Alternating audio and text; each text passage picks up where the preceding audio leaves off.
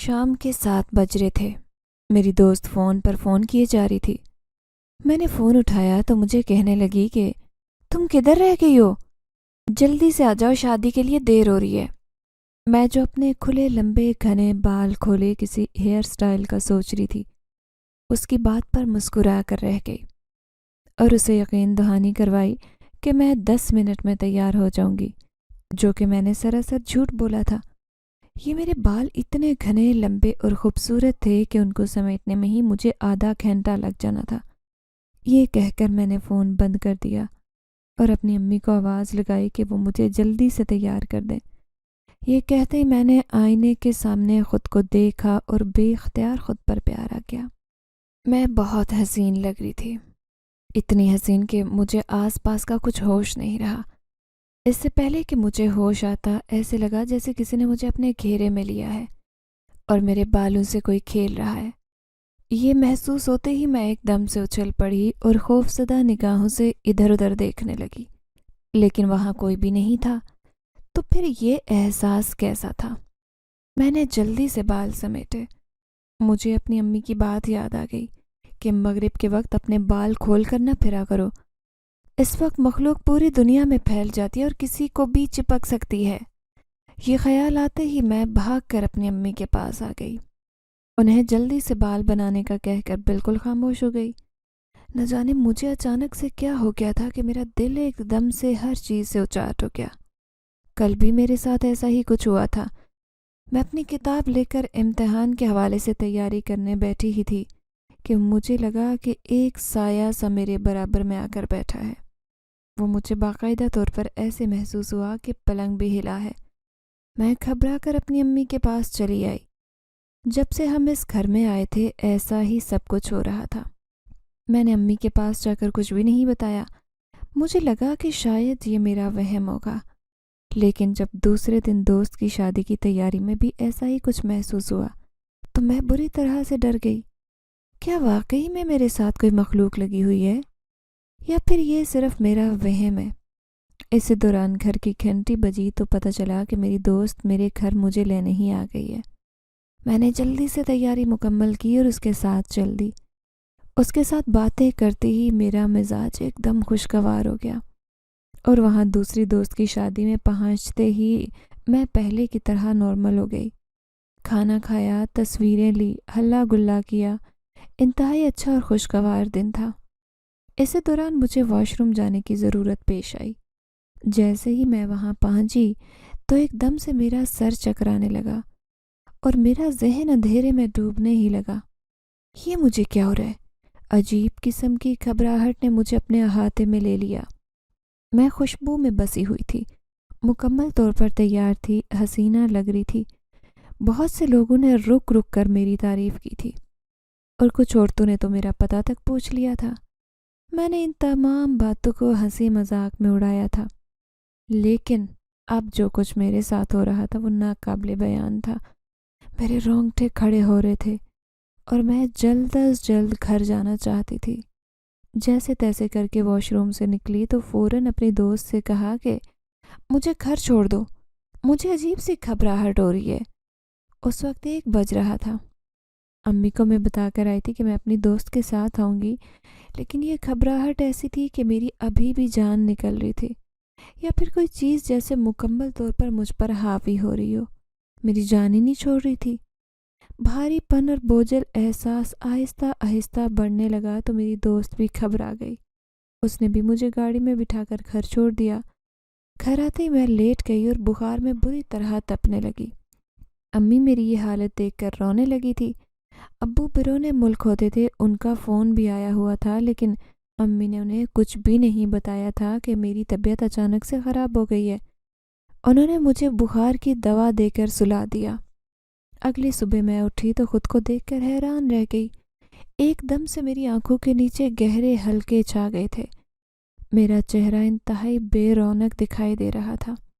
امی نے میرے سامنے ناشتہ بنا کر رکھ دیا اور کہنے لگیں، اچھی طرح ناشتہ کرو، ایک دن میں تم اس قدر کمزور دکھائی دے رہی ہو، ذرا سا منہ نکل آیا ہے۔ کیا ہوا تھا شادی میں؟ طبیعت خراب ہو گئی تھی؟ میں امی کو پریشان نہیں کرنا چاہتی تھی، چنانچہ بہانہ کر دیا کہ نہیں امی، میری طبیعت ٹھیک ہے، بس پتہ نہیں اچانک سے جسم پر بوجھ سا لگنے لگا ہے۔ ایسے لگ رہا ہے کہ کوئی جسم سے جان نکال رہا ہے، مجھے کھینچ رہا ہے اور کھینچ کر کہیں اور لے جا رہا ہے، لیکن اب میں بالکل ٹھیک ہوں، آپ فکر نہ کریں۔ میں نے انہیں تسلی تو دے دی، فکر سے آزاد کر دیا، لیکن میں خود بے حد خوفزدہ اور ڈری ہوئی تھی، کیونکہ واش روم میں جاتے ہی سب سے پہلے میں نے اپنا موبائل نکالا اور وہیں سیلفی لینے کی عادت نے مجھے بے انتہا خوفزدہ ہونے پر مجبور کیا۔ میں نے جیسے ہی شیشے کے سامنے اپنے آپ کو دیکھا تو اچانک اپنے پیچھے ایک گہرا سایہ نظر آنے لگا۔ اسی سائے کے نظر آنے کے بعد بھی میرے ہاتھ سے موبائل چھوٹ کر گر گیا۔ اس کے بعد ہی میری طبیعت اچانک سے خراب ہو گئی تھی۔ میں نے یہ سب سے بات چھپا لی تھی۔ نہ جانے یہ کیا بات تھی کہ میری نظر کا مسئلہ تو نہیں تھا کہ جس کی وجہ سے مجھے چکر آنے کی بنا پر گہرا سایہ دکھائی دیتا تھا، یا پھر یہ کچھ اور ہی معاملہ تھا۔ میں بالکل خوفزدہ ہو گئی تھی، ڈر گئی تھی، اس بارے میں سوچنا ہی نہیں چاہتی تھی۔ سوچتی تھی تو رواں رواں کھڑا ہو جاتا۔ آج میں نے یونیورسٹی کی بھی چھٹی کر لی تھی اور اپنے دوست کو بھی کہہ دیا تھا کہ میں یونیورسٹی نہیں آؤں گی۔ طبیعت میں وہ بھاری پن آج بھی محسوس ہو رہا تھا، لیکن میں کسی کو بتا کر پریشان نہیں کرنا چاہتی تھی۔ چنانچہ میں نے ناشتہ کیا اور بالکنی میں تازہ ہوا کھانے کی غرض سے کھڑی ہو گئی۔ ہمارے گھر کے بالکل سامنے ایک انتہائی خوبصورت اور پھولوں سے لدا ہوا باغیچہ تھا۔ اس باغیچے کو دیکھ کر اکثر مجھے انتہائی پاکیزگی اور خوشگواری کا احساس ہوتا۔ میں نے سوچا کیوں نہ اس باغیچے میں واک کے لیے چلی جاؤں تاکہ میری طبیعت اور بہتر ہو جائے۔ امی سے اجازت لی اور وہاں جا کر ٹہلنے لگی، تازہ ہوا کو محسوس کرنے لگی اور تھک جانے کی بنا پر ایک درخت کے نیچے سائے میں بیٹھ گئی۔ اسی دوران مجھے ایسے لگا کہ میرے کان کے قریب کسی نے سرگوشی کی ہے۔ میں ایک دم سے اچھل پڑی اور میرے 14 طبق روشن ہو گئے۔ بھلا یہ سرگوشی کیسی تھی جو مجھے میرے کان کے قریب محسوس ہوئی تھی؟ ایسے لگ رہا تھا جیسے کوئی مجھے کچھ کہنے کی کوشش کر رہا ہے۔ میں نے پاس نظر اٹھا کر دیکھا تو وہاں کوئی بھی نہیں تھا، بلکہ پورے پارک میں اس وقت کوئی موجود نہیں تھا۔ میں اتنی بہادر کیسے بن گئی کہ اس وقت اکیلی پارک میں چلی گئی اور ٹہلنے لگی؟ مجھے ایک دم سے یاد آنے لگا کہ امی کہتی تھیں کہ لڑکیوں کو اکیلے انتہائی گھنے درختوں کے جھرمٹ میں نہیں جانا چاہیے، کہ وہاں غیر مرئی مخلوق رہتی ہے جسے ہم انسانی آنکھ سے نہیں دیکھ سکتے، لیکن وہ وہاں موجود ہوتے ہیں۔ خاص طور پر خوبصورت لڑکیوں کو اپنا شکار بناتے ہیں اور پھر زندگی بھر کے لیے انہیں تباہ و برباد کر کے رکھ دیتے ہیں۔ یہ خیال ذہن میں آتے ہی میں نے فوراً وہاں سے جانے میں ہی عافیت جانی۔ لیکن یہ کیا؟ زور سے بھاگتے ہوئے میرا ٹکراؤ ایک انتہائی خوبصورت نوجوان سے ہوا۔ مجھے سخت غصہ آیا۔ جیسے ہی میں غصے میں اسے سخت سست سنانے کے لیے اپنے لب کھولنے لگی تو ایسے لگا کہ جیسے میرے لب کسی نے آپس میں پیوست کر دیے ہوں اور میں کچھ بولنے کے قابل ہی نہیں رہی۔ میری نظریں اس کی آنکھوں سے ملی تو میرے اندر حرارت سے بھر گئی۔ ایسے لگ رہا تھا جیسے اس کے جسم سے آگ کے شعلے مجھے اپنی لپیٹ میں لے رہے ہیں۔ وہ انتہائی عجیب اور پراسرار شخصیت کا مالک دکھائی دیا۔ اس کی آنکھوں سے عجیب سی روشنی پھوٹتی نظر آ رہی تھی۔ اس کے دانت اس قدر سفید موتی جیسے تھے کہ مجھے لگا جیسے اس میں کسی نے سفید رنگ بھر دیا ہو۔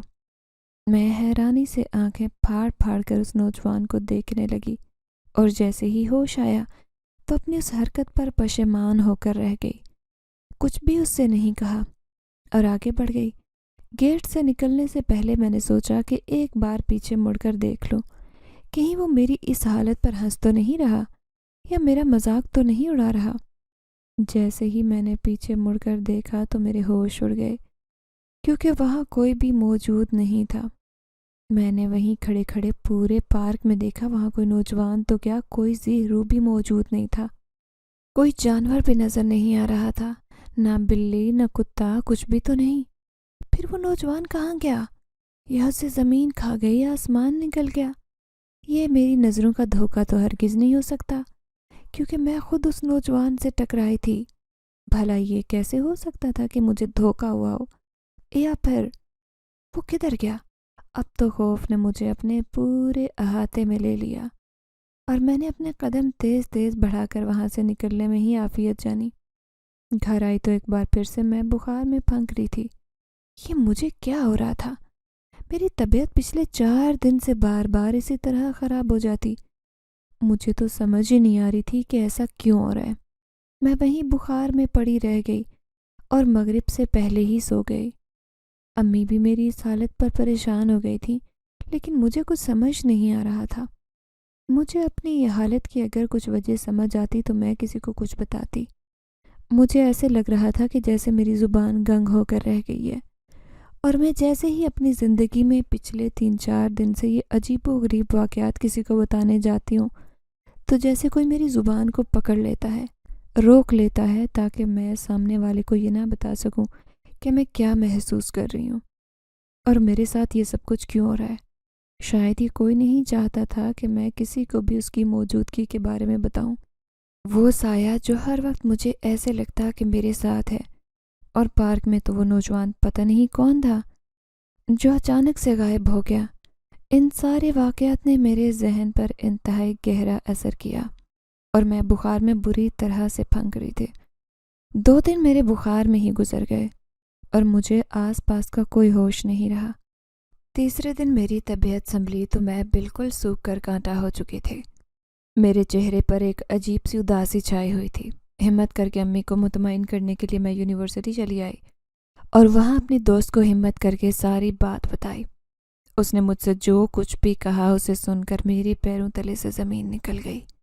کہنے لگی، تمہیں پتہ ہے یہ سب کچھ کس کے ساتھ ہوتا ہے؟ یہ سب اس کے ساتھ ہوتا ہے جس کے پیچھے آسیب لگ جاتے ہیں۔ تم جو نشانیاں بتا رہی ہو اس سے تو یہی محسوس ہوتا ہے کہ تم کسی کی نظر میں ہو۔ اپنا روحانی علاج کرواؤ تو بہتر ہو جاؤ گی۔ اس کی بات سن کر مجھے تسلی تو کیا ملتی، الٹا شدید ڈر لگنے لگا اور ایک بار پھر سے میری طبیعت خراب ہونے لگی۔ ٹھنڈے پسینے آنے لگے، سر گھومنے لگا اور جسم ایک دم ٹھنڈا ہو گیا۔ میں نے اسی وقت اپنی کلاس ترک کی اور گھر لوٹ آئی۔ گھر کیسے آئی یہ میں ہی جانتی تھی۔ ایسے لگتا کہ ادھر گر جاؤں گی، ادھر گر جاؤں گی۔ میری طبیعت سنبھلنے کا نام ہی نہیں لے رہی تھی۔ مجھے رونا آنے لگا، یہاں تک کہ میں اپنے کمرے میں بند ہو کر زاروں قطار رونے لگی۔ میں تنگ آ گئی تھی۔ پچھلے 1 ہفتے سے میری یہی طبیعت چل رہی تھی۔ اب مجھے کچھ فرق نہیں پڑ رہا تھا، دوائیاں بھی اثر نہیں کر رہی تھی، تو پھر آخر یہ سب کچھ کیا ہو رہا تھا؟ میرے آنسو تیزی سے گرنے لگے، میرے گالوں پر نشان بنانے لگے۔ میں نے بے دردی سے اپنے گال رگڑے اور اونچی آواز سے رونے لگی۔ مجھے سمجھ نہیں آ رہا تھا کہ میں کیا کرتی ہوں۔ روتے روتے میں نے اپنا سر اپنے گھٹنوں میں دے دیا۔ میرے بال نہ جانے کب کے کھل چکے تھے۔ مجھے کچھ ہوش نہیں تھا۔ اس دوران مجھے پھر سے وہی آہٹ محسوس ہوئی جو پچھلے 1 ہفتے سے ہو رہی تھی۔ باقاعدہ ایسے محسوس ہوا جیسے کوئی چل کر میرے پاس آ رہا ہے اور کسی نے آہستگی سے میرے ریشمی بال میرے سر پر سے ہٹائے اور اس کا ہاتھ مجھے اپنے چہرے پر محسوس ہوا۔ میں پوری جان سے کانپ کر رہ گئی۔ سر اٹھا کر جیسے ہی سامنے کی طرف دیکھا تو میری چیخ بلند ہوئی۔ میرے سامنے کالا سیاہ سایہ کھڑا تھا جس کی کوئی شکل و صورت نہیں تھی۔ ایک سیاہ روشنی ہی روشنی تھی جو میرے پورے کمرے میں پھیلتی جا رہی تھی۔ میں نے پھٹی پھٹی آنکھوں سے یہ منظر دیکھا کہ آج اس مخلوق نے باقاعدہ مجھے اپنا وجود دکھایا تھا۔ اسی دوران میرے کان کے قریب سرگوشی ہوئی، تم نے مجھے یاد کیا، میں حاضر ہو گیا۔ میں ہمیشہ تمہارا سایہ بن کر رہتا ہوں، کبھی تمہارا ساتھ نہیں چھوڑوں گا۔ تم میری موجودگی سے ڈرا مت کرو بلکہ فخر کیا کرو کہ تمہارے حسن نے مجھے تمہارا دیوانہ کیا۔ یہ سنتے ہی میرے اوسان خطا ہو گئے۔ اپنے کان میں ہونے والی سرگوشی پر غور کیا جو جھٹکے سے اٹھی، اور جیسے ہی جانے کے لیے باہر قدم بڑھائے میرے وہیں قدم جم گئے۔ ایسے لگ رہا تھا جیسے کوئی میرے قدموں سے لپٹ گیا ہو، مجھے باہر جانے نہ دے رہا ہو۔ میں اونچی آواز سے رونے لگی، اپنے بال نوچنے لگی، اپنے آپ کو تھپڑ سے لال کرنے لگی۔ میری آواز سن کر میری امی دوڑی چلی آئی میرے پاس۔ تب تک میں ہوش کھو بیٹھی تھی، لیکن ہوش کھوتے ساتھ ہی میں نے اپنی آنکھوں سے دیکھا کہ وہ سایہ میری طرف بڑھا۔ اس نے میرے چہرے کو تھپ تھپایا تھا۔ اس کے بعد مجھے کچھ ہوش نہیں رہا کہ میں کہاں ہوں، کیا ہوں، کدھر ہوں۔ میں بالکل بے ہوش ہو گئی۔ میرے پورے وجود پر کپ کپی طاری تھی۔ یہ سب کچھ ہوش میں آتے ہی میری امی نے مجھے بتایا تھا۔ روتے ہوئے انہوں نے مجھے اپنی قسم دی اور کہنے لگیں، تمہیں کیا کچھ ہوتا ہے؟ تم مجھے بتاؤ، میں تمہارا علاج کرواؤں گی۔ میں بالکل خاموش ہو گئی، بس چہرے پر بھی دھبے نمایاں ہونے لگے، شکل بے انتہا بے رونق ہو گئی۔ آخر تمہیں کون سا غم ہے؟ کون سی پریشانی ہے؟ کیا کوئی ایسی خواہش ہے جو ہم نے تمہاری پوری نہ کی ہو، یا کوئی ایسی بات جو تم ہمیں بتانے سے ہچکچا رہی ہو؟ بالکل بھی نہیں ہچکچاؤ، اپنی ماں پر بھروسہ رکھو، تمہاری دوست ہے، تمہاری وہ ساری بات سنے گی، تم پر انگلی بھی نہیں اٹھائے گی، بلکہ سب کچھ انتہائی بہترین طریقے سے ہو جائے گا۔ اب میں کچھ بھی کہنے کے قابل نہیں تھی، روتی چلی جا رہی تھی۔ امی کو جیسے ہی بتانے جاتی تو لب آپس میں پیوست ہو جاتے۔ روتے روتے ایک بار پھر سے میری آنکھ لگ گئی۔ اسی دوران بند آنکھوں کے ساتھ سرگوشی اس قدر خطرناک تھی کہ میں اپنے پورے وجود کے ساتھ کانپ کر رہ گئی، لیکن ظاہری طور پر میری امی کے سامنے میرا وجود ساکت تھا، ایسے ساکت جیسے اس میں جان ہی نہ ہو۔ اور سرگوشی، میں نے واضح طور پر سنی تھی کہ اگر تم نے کسی کو میرے بارے میں کچھ بھی بتانے کی کوشش کی تو مجھ سے برا کوئی نہیں ہوگا۔ میں تمہارا عاشق جنزادہ ہوں، تم پر فدا ہو گیا ہوں، میں اپنی دنیا میں لے جانا چاہتا ہوں۔ اگر تم نے کسی کو کچھ بھی بتایا تو تمہاری جان لینے سے بھی دریغ نہیں کروں گا۔ یہ سرگوشی میری پوری زندگی کی تمام سرگوشیوں پر بھاری تھی۔ میری زندگی میرے کمرے تک محدود ہو کر رہ گئی۔ سرگوشی نے میری پوری زندگی پر اس قدر برا اثر کیا کہ میں اسی کے زیر اثر کسی سے کچھ نہ کہنے لگی۔ میں اپنے کمرے تک محدود ہو کر رہ گئی، نہ کسی سے بات کرتی، نہ کسی سے کچھ کہتی، نہ کسی سے ہنستی کھیلتی، بس ایک جگہ بیٹھی ہی رہتی، فضا کو گھورتی رہتی۔ میری امی بہت پریشان ہو گئی تھی، یہ ان کے لیے بہت تکلیف دہ مرحلہ تھا۔ اچھی طرح سے جانتی تھی کہ میں ان کی اکلوتی اولاد اور انہوں نے مجھے انتہائی لاڈ پیار سے پالا ہے، ان کے دل پر کیا گزر رہی ہے۔ لیکن کیا کرتی میں خود بھی بے انتہا بیمار ہو گئی تھی، میرا دماغ سن ہو گیا تھا اور کچھ سمجھ نہیں آتا تھا۔ میں بینش چوہان، جو زمانے بھر میں انتہائی کھلنڈر سی لڑکی مشہور تھے، اپنے حسن کی وجہ سے ہر کسی کی نظروں میں جلدی آ جاتی، میں ہر کسی کی مدد کو بھی تیار رہتی۔ میں اپنے والدین کی اکلوتی اولاد تھی۔ امی مجھے بتاتی تھی کہ کس طرح اللہ سے رو رو کر انہوں نے مجھے مانگا ہے، اور جب وہ مجھے یہ قصے سناتی تو میرے دل میں ان کی قدر و قیمت اور بڑھ جاتی کہ انہوں نے نہ صرف اللہ سے مانگا بلکہ اللہ کی دی گئی امانت کو بھی انتہائی پیار محبت سے اپنے پاس پالا، بڑا کیا، میری ساری ضرورتیں پوری کی، مجھے پڑھایا لکھایا، اس لیے اپنے آرام کو نہیں دیکھا۔ ابو نے اس لیے بیرون ملک کا رخ کیا کہ میری بیٹی کو زندگی میں کسی چیز کی کمی محسوس نہ ہو۔ میں اکثر ان سے فون پر کہتی کہ ابو آپ واپس آ جائیں، مجھے آپ کی بہت کمی محسوس ہوتی ہے، میں آپ کی اکلوتی اولاد ہوں تو آپ کو میرے ساتھ ہونا چاہیے نا۔ ابو مجھے ہر سال وعدہ کرتے کہ اس بار جب وہ جاب چھوڑ کر آئیں گے تو وہ یہاں کاروبار شروع کریں گے، لیکن ان کا وعدہ کبھی پورا نہ ہوتا۔ میں ان سے ناراض ہو کر رہ جاتی۔ جب رفتہ رفتہ بڑی ہوئی تو احساس ہوا کہ ابو میرے لیے ہی تو باہر گئے ہیں تاکہ میری زندگی کو آرام دہ بنا سکیں۔ یونیورسٹی میں زیر تعلیم تھی تو ہم پہلے کرائے کے گھر میں رہتے تھے، پھر ابو بیرون ملک نوکری کر کے اتنا کما سکے کہ ہم نے اپنا گھر لے لیا، تو ہم نے انتہائی خوبصورت سا بنگلہ لیا اور وہاں رہنے لگے۔ بنگلہ سنسان ویران علاقے میں موجود تھا۔ وہاں صرف ہمارا بنگلہ ہی موجود نہیں تھا بلکہ اور بھی بہت سارے لوگوں کے گھر تھے، لیکن سب نئے بنگلے تھے۔ کہا جاتا تھا کہ یہاں ایک جنگل تھا جسے کاٹ کر آبادی کے لیے راستہ بنایا گیا۔ یہ بھی کہا جاتا کہ یہاں جنوں کا بسیرا تھا اور بہت بڑی تعداد میں تھے، لیکن انسانوں نے انہیں یہاں سے جانے پر مجبور کر دیا۔ میں یہ بات سنتی تو مسکراتی اور کہتی کہ بھائی، جنوں کو تو پہاڑوں میں رہنا چاہیے، ان کے بھی کوئی گھر ہوتے ہیں بھلا، انسانی آبادی میں کیا کام۔ امی مجھے کہتی کہ تم ایسی باتیں نہ کیا کرو، ایک تو خوبصورت ہو، تمہارے بال بھی لمبے ہیں، پھر ایسی باتیں کرتی ہو تو مجھے سب سے ڈر لگتا ہے۔ وہ مجھے اکثر ڈانٹ دیتی اور خاموش کرواتی، لیکن میں کہاں باز آنے والی تھی۔ کبھی مذاق میں بالکنی میں جا کر آواز لگاتی، اے جنو، آ جاؤ میرے ساتھ دوستی کرو، مجھے تم لوگوں سے دوستی کا شوق ہے۔ امی میری بات پر دہل جاتی اور کہتی کہ کیسی باتیں کرتی ہو بینش، کسی مصیبت میں پھنس گئی نا، پھر دیکھنا تمہیں کوئی بچانے نہیں آئے گا۔ کاش ایسی حرکت نہ کرتی۔ میں ان کی بات مذاق میں اڑاتی اور کہتی، امی जिन्नों के अपने घरों में काम होता होगा, वो हमारी तरह फारिग थोड़ी हैं। क्या मेरी पुकार सुनते ही मेरे घर आ जाएंगे? आप फजूल परेशान होती हैं, ऐसा कुछ नहीं होता। देखिए, अब कोई जिन नहीं आया ना, और ना ही कभी आएगा, क्योंकि ऐसा हो ही नहीं सकता। ये सब झूठ है, इंसानों को डराने वाली बातें हैं ताकि इंसान खौफजदा रहे। अम्मी मेरी बात पर कानों को हाथ लगाते वहाँ से चली जाती। तब मुझे बेहद हंसी आती, लेकिन जो मेरी हालत हो रही थी उसने मुझे सही मायनों में बावर करवा दिया कि ये सारी चीज़ें वजूद रखती हैं। इंसान उनसे छेड़छाड़ी करता है तो उस पर भरपूर तरीके से हमला भी करती हैं। आज मैं जब बिस्तर पर पड़ी थी, बंद आंखों से सब महसूस करती, लेकिन अपनी आंखें नहीं खोल सकती थी।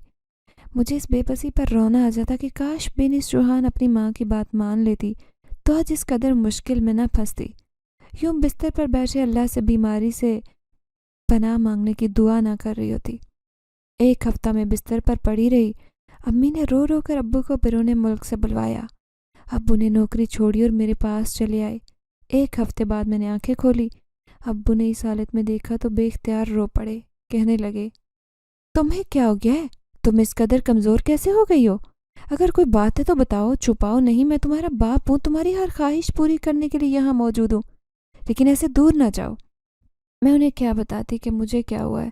मैंने उन्हें तसल्ली दी कि मैं बिल्कुल ठीक हूँ, लेकिन मेरी हालत चीख चीख कर बता रही थी कि मैं बिल्कुल ठीक नहीं, बीमार हूँ। लेकिन हैरत तो इस बात की थी कि डॉक्टर को किसी बीमारी की समझ नहीं आ रही थी। मैं अपने वालिदैन को बताना चाहती थी कि मैं क्या महसूस करती हूँ, क्या कुछ हो रहा है, लेकिन चाह कर भी नहीं बता पाई। इसी दौरान मेरी किसी नेकी की बदौलत ही मेरे दिमाग में ये ख्याल आया कि अल्लाह का कलाम पढ़ने से तो ये चीज़ें दूर चली जाती हैं, डर जाती हैं। चनाचे मैंने आयतुल कुर्सी पढ़ी और अब्बू को बताने लगी कि अब्बू, मुझे अजीब अजीब तरह की हरकतों सकनात इर्गिट महसूस होती हैं। इसी डर से बीमार हुई हूँ। मैंने अपने कान के करीब बहुत सी सरगोशियाँ सुनी हैं जो न जाने क्या कह रही होती हैं, मुझे धमकियाँ भी दे रही होती हैं। मैं उन्हीं धमकियों से डर गई हूँ। आप खुदारा मुझे बचा लीजिए। मेरी तबीयत ख़राब हो जाती है, मेरा दिल चाहता है कि मर जाऊं, लेकिन जानती हूँ कि ये सब कुछ इसी वजह से हो रहा है। शायद मैं किसी रूहानी बीमारी में मुब्तला हो चुकी हूँ। आप जल्द मेरा इलाज करवाएं वरना मैं मर जाऊंगी।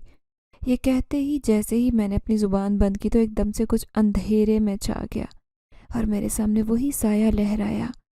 आज सिर्फ वो साया नहीं था, बल्कि उसके अंदर भरपूर तरीके से तेज़ लाल आग जल रही थी। ऐसे लग रहा था जैसे वो साया इंतहाई गुस्से में हो और मुझसे कुछ कहना चाहता हो। मैं खौफज़दा होकर चीखें मार कर रोने लगी और उससे कहने लगी, खुदा की कसम है, तुम्हें मेरा पीछा छोड़ दो। भला क्यों मुझे इस कदर हरासा किया है? मुझे समझ नहीं आता कि मैंने तुम्हारा क्या बिगाड़ा है। रोते हुए जब मैंने कहा तो अचानक वो लाल आग बुझकर रोशन हो गई। आज पहली बार उस साए का चेहरा देखा। वो कोई और नहीं बल्कि वही नौजवान था जो मुझे पार्क में मिला था जब मैं उससे बुरी तरह से टकराई थी। उसकी वही पुरस्रार मुस्कुराहट और खूबसूरत आंखें थी। उसकी आंखों से अजीब सी रोशनी फूट रही थी। वो मेरे बराबर में आकर बैठ गया। जैसे ही उसने मुझे छुआ तो एक गर्म सा लम्स महसूस हुआ। ऐसे लगा जैसे मेरे पूरे वजूद में आग जलने लगी है। मैंने घबरा कर अपना हाथ पीछे किया तो वो मुस्कुरा दिया। कहने लगा, तुम मुझे जानती हो, लेकिन अभी तक तुम मुझे पहचान नहीं सकी हो। तुम मुझे वैसे पहचानोगी भी कैसे? मैं तुम्हें हर वक्त अपनी नज़रों के इज़ार में रखता हूँ, तुम्हें देखता रहता हूँ, तुम्हारे आसपास घूमता रहता हूँ। जब कभी तुम्हारी तबीयत ख़राब हो जाती है तो मैं तुम्हारे जिस्म में दाखिल होने की कोशिश करता हूँ, लेकिन मैं तुम्हारे जिस्म में दाखिल नहीं हो सकता। मेरे लिए इतना काफ़ी है कि तुम मेरी नज़रों के सामने रहती हो। मैं तुम्हें पसंद करता हूँ और तुमसे अपना ताल्लुक़ बढ़ाना चाहता हूँ, लेकिन तुम हो कि मुझसे दूर करने की कोशिश कर रही हो। यहाँ तक कि तुम अपने बाप को भी मेरे बारे में सब कुछ बता चुकी हो। ये इतना आसान नहीं है। मैं इतनी आसानी से तुम्हारा पीछा नहीं छोड़ूंगा, क्योंकि तुमने खुद अपनी ज़िंदगी में दावत दी है, मुझे ज़िंदगी का हिस्सा बनाया है। तुम्हें याद नहीं है, लेकिन मुझे सब याद है। उस वक्त को याद करो जब तुम इस घर में आई थी और तुम्हें एक पौधा दिखा था। वो पौधा मैं ही था, उसमें खिलने वाला फूल भी मैं ही था। तुमने मुझे जड़ से उखाड़ कर फेंकने की बजाय मुझे पानी दिया और बाकायदा तौर पर मुझसे बातें करने लगी। तुम्हें नहीं मालूम था कि मैं उसके अंदर रहता था। तुम्हें मालूम होता तो तुम मुझे हाथ लगाने की भी कोशिश न करती। तुम्हें पौधे कुदरती तौर पर पसंद थे, लेकिन मैं एक मुरझाया हुआ पौधा था। तुमने उसे भी पानी देकर एक तरह से ज़िंदगी बख्शी। मैं तुम्हारी सदा पर कुर्बान हो गया। मैं तुम्हें एक बात बताऊं कि मैं इस पौधे में कैद कर दिया गया था اور میں اپنے قبیلے کی طرف سے نکال دیا گیا تھا۔ میں نے اپنے قبیلے میں ایک نوجوان کو غصے میں قتل کرنے کی کوشش کی تھی۔ میرا غصہ ہے اتنا خطرناک کہ میں کچھ نہیں دیکھتا، مجھ سے غلط ہو جاتا ہے۔ چنانچہ مجھے سزا کے طور پر یہاں دنیا میں بھیج دیا گیا اور یہاں ویران جنگل کے ایک چھوٹے سے پودے میں قید کر دیا گیا۔ انسانوں نے ہماری آبادی کو نقصان پہنچایا اور تمہارے گھر کا میں حصہ بن کر رہ گیا۔ شاید قدرت تمہیں مجھ سے ملانا چاہتی تھی، اسی لیے میں وہاں سے باہر نہیں نکل سکا، نہ کوئی نقصان پہنچ سکا۔ میں ایک چھوٹی سی ٹہنی کی صورت میں وہیں قید رہا، حالانکہ میں چاہتا تھا کہ وہاں سے آزاد ہو جاؤں اور کوئی انسان زیادہ وہاں اس ٹہنی کو چھیڑے۔ قدرتی طور پر تمہارے گھر کے باغیچے والی جگہ پر ہی میں موجود تھا، اس لیے کسی مزدور نے مجھے اکھاڑنے کی کوشش نہیں کی۔ میں یہی دعا کرتا تھا کہ کوئی تو مجھے یہاں سے نکلنے میں مدد دے۔ میں سزا کے طور پر قید ہو گیا تھا، پھر تم زندگی میں آئی۔ میں ہمیشہ کے لیے قید ہو جانا چاہتا ہوں اب۔ تم نے جیسے ہی مرجھائے پودے کو پانی دیا تو مجھے زندگی مل گئی۔ میں وہاں قید سے باہر آ گیا، لیکن اب چاہ کر بھی قبیلے واپس نہیں جانا چاہتا، کیونکہ تمہیں پسند کرنے لگا ہوں، تم سے محبت کرنے لگا ہوں، ہر پل تمہارے ساتھ ہوتا ہوں۔ اس کی پراسرار آنکھوں میں اس قدر مقناطیسیت تھی کہ میرے پورے وجود میں سنسنی دوڑ گئی۔ ریڑھ کی ہڈی میں سنسناہٹ دوڑتی پورے وجود میں پھیل گئی۔ اس دن جب تم اپنی دوست کی شادی میں جا رہی تھی تو مجھ سے رہا نہیں گیا اور میں تمہارے بے حد قریب آ گیا۔ میں یہ بھول گیا کہ تم انسان زادی ہو، میری شدت اور حدت کو برداشت نہیں کر پاؤ گی اور بیمار ہو جاؤ گی۔ لیکن میں کیا کروں، تمہیں دیکھتا نہیں ہوں تو میری زندگی بیکار لگنے لگتی ہے۔ میں تمہارے سامنے اسی لیے ظاہر ہوا ہوں کہ تم مجھے اپنی زندگی سے نکالنے کی کوشش کر رہی ہو، لیکن یہ جان لو کہ چاہ کر بھی اپنی زندگی سے نہیں نکال سکتی۔ تم میرے حصار میں ہو، جب تک میں نہ چاہوں تمہیں نہیں چھوڑ سکتا۔ پھر بھلا تم میری زندگی سے کیسے جا سکتی ہو؟ سوچنا بھی مت کہ مجھے خود سے الگ کر سکتی ہو۔ تم نے مجھ پر نیکی کی اور مجھے آزاد کیا۔ میں ہمیشہ کے لیے تمہارا قیدی بن گیا ہوں۔ اب بس ہمارا ملن ہوا چاہتا ہے۔ تمہیں اپنی زندگی کا حصہ بنانے کے سوا میں یہاں سے نہیں جاؤں گا۔ اس کی بات سنتے ہی میری آنکھوں سے آنسو جم گئے اور ایک لمحے کے لیے ایسے لگا جیسے پورے وجود کو کسی نے رسیوں سے جکڑ لیا ہو۔ میں کچھ بولنے کے قابل نہیں ہوں۔ اسی دوران دوبارہ ایک سیاہ روشنی میں وہ بدل گیا اور وہاں ایسا گم ہوا کہ جیسے کوئی تھا ہی نہیں۔ ہوش آیا تو میرے رشتہ دار مجھے دیکھنے آئے تھے۔ انہوں نے مجھے نیند میں باتیں کرتے دیکھا تو سمجھ گئے کہ میرے ساتھ کیا مسئلہ ہے۔ انہوں نے امی کو بھی مشورہ دے ڈالا کہ اس کا روحانی علاج کروائیں، ورنہ یہ ٹھیک نہیں ہوگی، آپ کے ہاتھ نہیں آئے گی۔ ان کی بات سنتے ہی میرا پورا وجود زلزلوں کی زد میں آ گیا اور وہ لوگ مجھے اس طرح سے دورے پڑتے دیکھ کر وہاں سے غائب ہو گئے۔ انہیں بھی ڈر لگنے لگا کہ کہیں ان کی جوان بیٹیوں کو بھی میرا اثر نہ لگ جائے۔ چنانچہ وہ لوگ وہاں سے جلدی چلے گئے اور میرے والدین میرے پاس اس مشکل حالت میں رہ گئے۔ وہ مجھے بھرپور طریقے سے قابو کرنے کی کوشش کرتے، لیکن دورے اس قدر شدید تھے کہ میں کسی کے ہاتھ نہیں آ رہی تھی۔ اسی دوران ابو نے ایک عامل سے رابطہ کیا تھا، لیکن انہوں نے ابو کو کوئی جواب نہیں دیا تھا اور کہنے لگے کہ میں 1 ہفتے بعد آپ کو جواب دوں گا اور آپ کو میری بات پر یقین کرنا ہوگا کہ میں جو کہوں گا وہ سچ کہوں گا۔ آج تک میرے علاج سے کوئی بھی مایوس نہیں ہوا، انشاءاللہ آپ بھی مایوس نہیں ہوں گے۔ 1 ہفتے کا وقت ابو کے لیے بہت زیادہ تھا۔ انہیں ایسے لگتا کہ میری جان ابھی نکلے گی اور تبھی نکلے گی۔ میں انہیں جا کر بھی نہیں بتا سکتی تھی کہ میرے ساتھ کیا بیت رہی ہے۔ وہ مجھے اپنی زندگی کا حصہ بنانے کے لیے بھرپور جان مار رہا تھا اور میں کچھ نہیں کر پا رہی تھی۔ میرے والدین کے لیے 1 ہفتہ گزارنا بہت مشکل تھا اور میری اس 1 ہفتے میں مجھے جس اذیت سے گزرنا پڑا وہ میں جانتی تھی۔ وہ مجھے ہر جگہ نظر آنے لگتا۔ میں کھانا کھاتی تب بھی وہ میرے پاس بیٹھا مسکرا کر مجھے دیکھ رہا ہوتا۔ میں آنکھیں بند کرتی تو تب بھی بند آنکھوں کے پردوں کے پیچھے سے وہ مجھے دکھائی دیتا۔ میرا کیا قصور تھا؟ میرا کوئی قصور نہیں تھا۔ میں تو پودوں سے محبت کرنے والی انسان تھی اور وہاں ایک مرجھایا ہوا پودا دیکھا تو اسے پانی دے دیا۔ مجھے اچھی طرح سے یاد تھا کہ اس کے بعد تو مجھے ایسی کوئی نشانی محسوس نہیں ہوئی۔ تو یہ سب کچھ کیسے ہوا؟ اس نے جیسے میری سوچ پڑھ لی اور میرے قریب آ کر مجھے بتایا کہ جب تم اپنی دوست کی شادی میں جا رہی تھی اس دن تم بہت خوبصورت لگ رہی تھی۔ بس مجھ سے رہا نہ گیا۔ ویسے تمہیں میں ہر وقت اپنی نظروں میں رکھتا تھا اور ہر وقت تمہارے ساتھ ہوتا تھا۔ کبھی کبھی تمہیں اپنی موجودگی کا احساس بھی دلاتا تھا، لیکن جس دن تم اپنے دوست کی شادی میں تیار ہو کر اپنے لمبے گھنے خوبصورت بال پھیلا کر جا رہی تھی تو میرا دل مچل گیا اور تب میرا دل چاہا کہ میں تمہیں جلد از جلد اپنی اس دنیا کا حصہ بنا لوں۔ उस दिन के बाद से मैंने तुम पर अपना आप ज़ाहिर कर दिया। तुम बीमार रहने लगी। दरअसल तुम्हारा दुनिया में बीमार रहना मेरी मोहब्बत की निशानी है। हम दोनों अलग अलग दुनियाओं से ताल्लुक़ रखते हैं, और जब दो अलग दुनियाओं से ताल्लुक़ रखने वाली मखलूक आपस में मिलने की कोशिश करती है तो एक किसी के वजूद में उतार चढ़ाव आता है। तुम्हारे वजूद में आने वाला उतार चढ़ाव इस बात का सबूत है कि मैं तुमसे मोहब्बत करता हूँ, और जितना तुम्हारे पास रहने की कोशिश करता हूँ तुम्हारी तबीयत बिगड़ जाती है। दरअसल तुम्हारी तबीयत का बिगड़ना नहीं बल्कि मेरी मोहब्बत की शिद्दत है। उसकी बात सुनकर मुझे रोना आता। इसी दौरान आमिल साहब ने अपना इलाज शुरू किया तो मैं बेहतर होने लगी। मुझे बाकायदा तौर पर उसकी धमकियां मिलने लगी कि तुम मेरा साथ छोड़ने का सोचना भी मत, वरना मैं तुम्हारे साथ बुरा सलूक करूँगा। अब मैं तकलीफ़ें सहकर काफ़ी मजबूत हो गई और मैंने साबित कर दिया कि मैं उससे छुटकारा हासिल करके रहूँगी। मेरी ज़िंदगी जहन्नुम बन गए थे। मेरी पढ़ाई रुक गई, इम्तहानात हो गए, मेरा पूरा साल ज़ाया हो गया, मेरा रिश्ता तय होते होते रह गया। मेरी तबीयत कुछ बेहतर हुई, मेरे वालिदैन खुश हो गए, लेकिन अगले ही लम्हे जब मेरी तबीयत दोबारा ख़राब होती तो उनकी जान पर बन आती। अब तो लोग भी तरह तरह की बातें करने लगे कि मिर्ज़ा चौहान की बेटी को हसीब ने अपने घेरे में ले लिया, वो बीमार है और किसी भी वक्त कुछ भी हो सकता है। सब लोगों की बातें सुनकर मेरे वालिदैन बहुत अजियत में आ गए थे। मेरी वजह से वो बहुत परेशान हो गए थे। जब कभी मेरी तबीयत दुरुस्त होती तो वो मेरी खिदमतें करते न थकते। अब्बू की नौकरी भी चली गई, घर के खर्चे भी बढ़ गए और आमदनी भी ना होने के बराबर थी। हमें वो घर बेचना था, लेकिन उस घर पर उसकी हुकूमत थी, इसलिए ये घर भी बिकने के लिए तैयार ही नहीं था। वो चाहता ही नहीं था कि हम लोग उस घर को छोड़कर जाएं, बल्कि वो तो मुझे इस दुनिया से ही लेकर जाना चाहता था। इसी दौरान अब्बू के दोस्त के घर से मेरे लिए रिश्ता आया।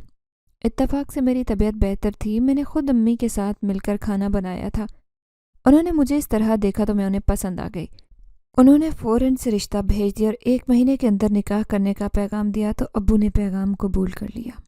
उस दिन मेरी तबीयत इस कदर ख़राब हो गई कि मुझे लगा कि मेरा आखिरी वक्त आ गया है, और मैंने बेख्तियार कलमा पढ़ना शुरू कर दिया। वो जैसे ही अकेलेपन में अपने कमरे में आई मैं, तो अचानक हर तरफ अंधेरा छा गया। मैं घबरा कर दरवाजे की तरफ जाने लगी तो दरवाज़ा बंद हो गया।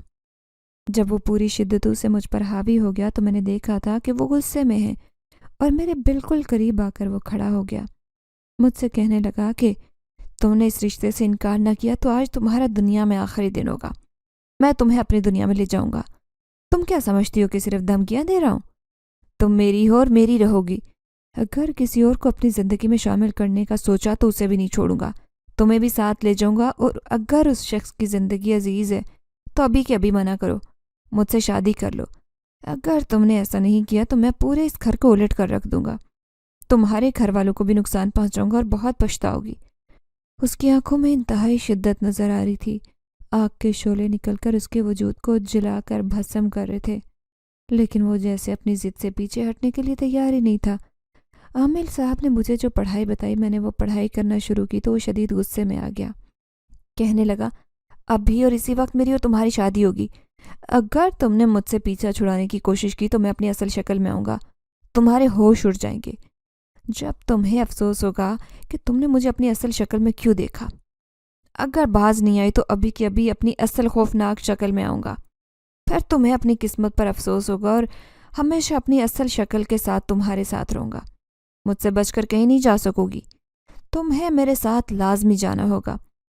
ये कहते एकदम से वो अपनी पूरी ताकत के साथ कमरे से गायब हो गया, और अगले ही लम्हे मुझे जिस हकीकत का सामना करना पड़ा, मेरा दिल चाहा कि कभी उसका सामना न करती। मैंने एक गलती कर दी, खुली आंखों से उस धमकी के बावजूद उसे देखने की कोशिश की, और यही मेरी बड़ी गलती थी। काश ये गलती ना करती। मैंने उसकी असल शक्ल में उसे देख लिया था। वो खूबसूरत नौजवान नहीं था, बल्कि एक इंतहाई बदसूरत और खौफनाक शक्ल का जिनज़ादा था। उसके लंबे दांत थे, गहरी स्याह आंखें जिनसे सुर्ख रंग के आग के शरारे निकल रहे थे। मैं बेइंतहा डर गई, एक जोरदार चीख मारी और बुरी तरह से बेहोश हो गई। मेरा पूरा कमरा जलजलों की जद में था। मेरे वालिदैन ज़ारो कतार रोने लगे और उन्होंने जल्दी से आमिल को घर बुलाया। तो जो उसने इंकशाफ किया उसे सुनकर मेरे वालिदैन हैरान रह गए। वो मेरे होश में आने का इंतज़ार करने लगे।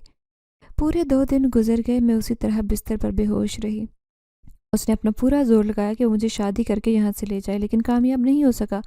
اب شدید غصے میں دکھائی دیا۔ اللہ اللہ کر کے مجھے 2 دن بعد ہوش آیا تو ابو امی نے جو کچھ کہا وہ فوراً کرنے کے لیے میں راضی ہو گئی۔ انہوں نے مجھے کہا کہ عامل صاحب نے کہا ہے کہ انہوں نے اپنی طرف سے ہر قسم کا علاج کر لیا، تم ہی کر سکتی ہو جو کرو، کیونکہ اس کی جان کسی پودے کے پاس ہے جہاں سے اس نے تمہیں اپنی گرفت میں لیا تھا۔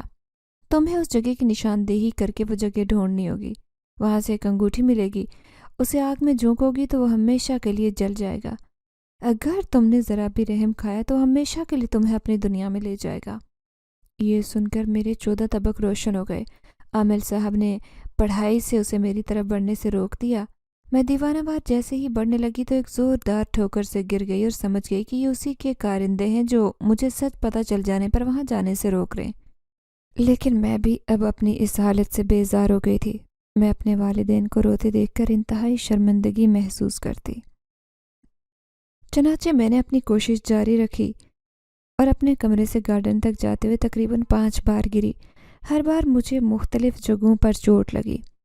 میرے سر پر گھومڑ بن گیا، ہاتھ کونیوں تک چھل گئے تھے، ناک کی ہڈی پر بری طرح سے لگی تھی، لیکن میں نے ہمت نہیں ہاری اور اپنی ٹانگوں پر چل کر جاتے ہوئے اس جگہ پہنچی جہاں میں نے وہ ٹہنی دیکھی تھی۔ اسے پانی دینے کی غلطی کی تھی۔ میں نے فوراً سے ہاتھوں سے وہ جگہ کھودی۔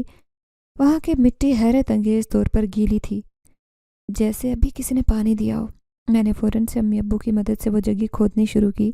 کافی دیر کھدائی کے بعد ہمارے ہاتھ شل ہو گئے، زخموں سے خون بہنے لگا، لیکن میں نے ہمت نہیں ہاری۔ امی ابو میری حالت دیکھ کر پریشان ہو گئے۔ وہ سوچ بھی نہیں سکتے تھے کہ ان کی اکلوتی بیٹی کو اس غم سے گزرنا پڑے گا، جبکہ مجھ پر عامل صاحب کی وہ بات سوار تھی۔ انہوں نے کہہ دیا تھا کہ اگر تم ناکام ہو گئی تو وہ ہمیشہ کے لیے تمہیں اپنی دنیا میں لے جائے گا۔ میں روتی چلی جا رہی تھی، ساتھ ساتھ کھودنے کا کام بھی جاری رکھا۔ میں نہیں چاہتی تھی کہ میں اس کے ساتھ اس کی دنیا میں جاؤں، اس قدر وہ خوفناک تھا۔ اگر خوفناک نہ بھی ہوتا تو میں کسی ایسی دنیا میں کیسے جا سکتی تھی جس سے نہ میرا کوئی وجود تھا، نہ کوئی تعلق، نہ میں کبھی وہاں رہ سکتی تھی۔ یہ میرے لیے ناممکن تھا کہ میں کسی کی محبت کی خاطر قربان نہیں ہو سکتی تھی۔ مجھے اس کی محبت کی قدر نہیں تھی، مجھے اس سے نفرت تھی۔ اس نے مجھے تباہ و برباد کر کے رکھ دیا۔ اسے پتہ تھا کہ اس کی شدت سے میری طبیعت خراب ہونے لگتی ہے، لیکن اس کے باوجود بھی وہ باز نہیں آیا تھا اور اپنی پوری طاقت لگا دی۔ میں اپنی پوری طاقت لگانا چاہتی تھی۔ میں عصر کے وقت سے کھود رہی تھی اور مغرب تک ہو چلی جا رہی تھی، یہاں تک کہ میرا ہاتھ کسی نوکیلی چیز سے ٹکرایا تو میں نے سکون کا سانس لیا۔